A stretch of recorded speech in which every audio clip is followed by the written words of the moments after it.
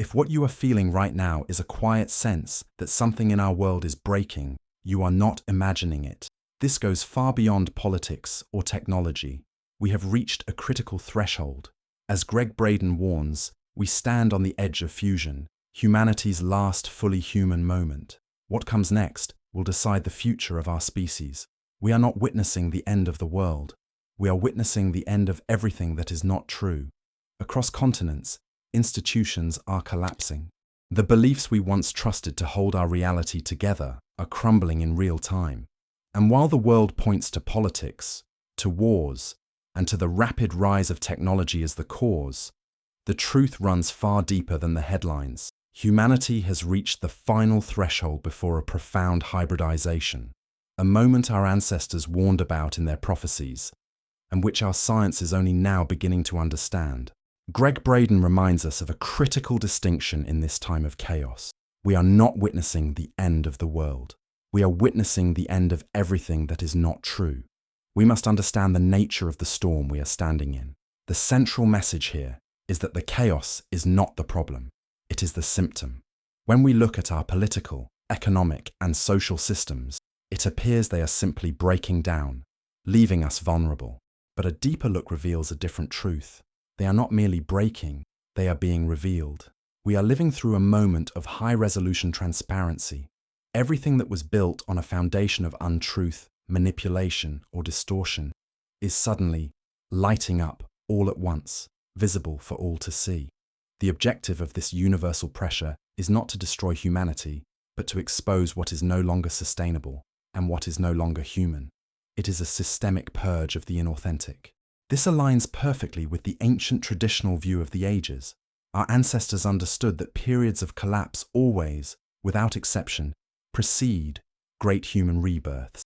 They saw history not as a straight line leading to a cliff, but as a series of cycles and rhythms.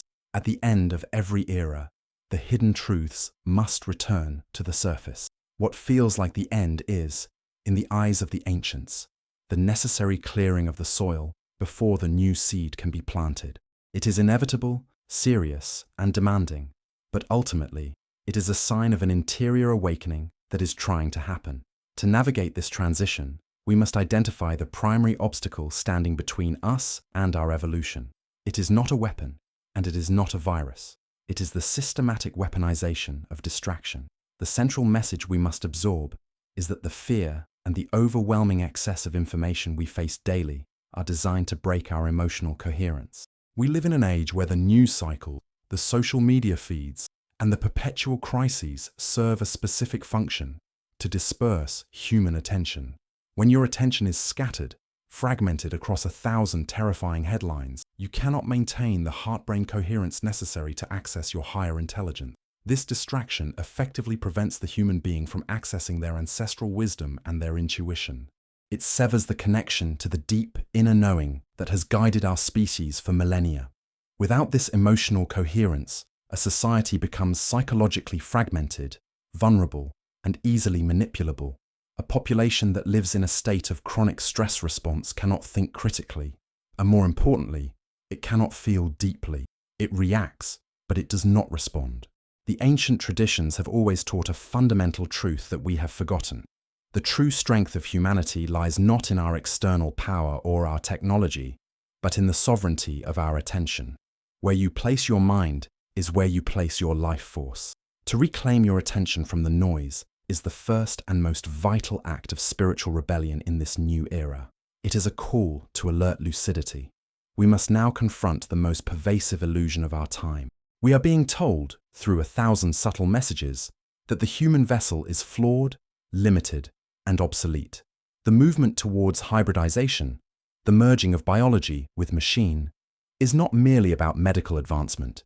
It is driven by a false belief that we must merge with technology to improve our species. We are offered chips to enhance our memory, implants to speed up our thoughts, and artificial intelligence to replace our imagination. But this dependency comes at a devastating cost. When we outsource our creativity to an algorithm, we atrophy the muscle of the soul. We are in danger of being replaced, not by machines that are superior to us, but by our own belief that we are inferior to them. Yet, The new science reveals a staggering truth that technology cannot replicate. Your DNA is not just a biological code, it is a three-dimensional fractal antenna. It is capable of receiving, transmitting, and decoding subtle fields of information from the very fabric of the universe. The biological capabilities inherent in your own body, your capacity for intuition, for self-healing, for sensing the unseen, far exceed anything a machine can simulate. The ancient traditions knew this. They treated the body not as a machine to be hacked, but as a temple to be revered. They understood that the human form is a sophisticated instrument of transcendence, designed to bridge the visible and the invisible worlds. To merge with the machine is to forget that you are already divine technology. In the face of this attempted replacement, we must remember what it is that we are actually protecting. We must redefine our understanding of our own nature. The central message here is that divinity is not a religion, it is a physiology. It is the inherent biological capacity to transcend false limits. We possess technologies within us that no silicon chip can ever emulate. Consider the power of imagination, not as mere daydreaming, but as the quantum workshop where reality is structured before it becomes physical. Consider the power of deep intuition, which accesses knowledge without the linear processing of time. Consider the physiological power of forgiveness, which literally untethers us from the trauma of the past, something no machine can comprehend. And consider our resilience, the ability to find meaning and light in the darkest of circumstances. These are not soft skills, they are expressions of the human divine. The entire modern system acts as a mechanism of disconnection, designed to keep us severed from these capabilities. It wants you to believe you are merely a physical body, fragile and finite. But when you remember who you are, the fear loses its grip.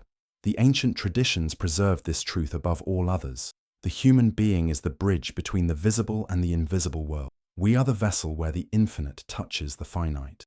To claim this power is not arrogance, it is the ultimate act of remembrance. If we are to navigate this threshold, we must identify the true adversary. It is not a person, a political party, or even a rogue technology. The true enemy is the state of forgetting. The central message of this time is that the battle we are fighting is not to win a war of ideologies. The battle is to remember who we are. Why do external forces exert such pressure to make us feel small, fragile, and dependent? It is because a human being who remembers their own divinity is impossible to control. A person who knows they are connected to the source of all life cannot be manipulated by fear. A person who understands that their body is a self-healing vessel cannot be sold a lifetime of dependency. The system tries to reduce us because our expansion threatens its very foundation.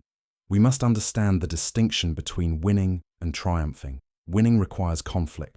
It requires an enemy to be defeated, keeping us locked in the duality of the fight. Triumph is different. Triumph is revelation. We do not overcome the darkness by fighting it.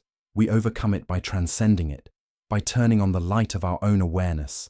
Everything you need to navigate this time, every code of resilience, every frequency of healing, every map of the future is not found in a new app or a government mandate. It is already encoded in your body, inherent in your mind, and alive in your consciousness. The ultimate act of resistance is simply to refuse to forget. If this truly is the last generation of pure humans, as we have known them, then we bear a profound responsibility.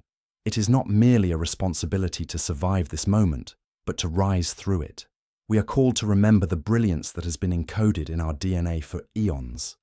We are called to reclaim the imagination they have tried to silence with distraction. We are called to awaken the resilience they hoped we would forget in our comfort. The world wants you afraid, for fear makes you small. Technology wants you dependent, for dependency makes you predictable. But your biology, your very cells, your heart, your spirit, wants you awakened. This is not the end of humanity. This is the last chance to remember what it truly means to be human. And in that remembrance, we do not end, we begin. If this message resonated with the truth of your own biology, if you feel the call to remain fully, sovereignly human, we invite you to join this community of remembrance. Subscribe and activate your notifications so that amidst the noise of the world, you never miss a signal from the deep.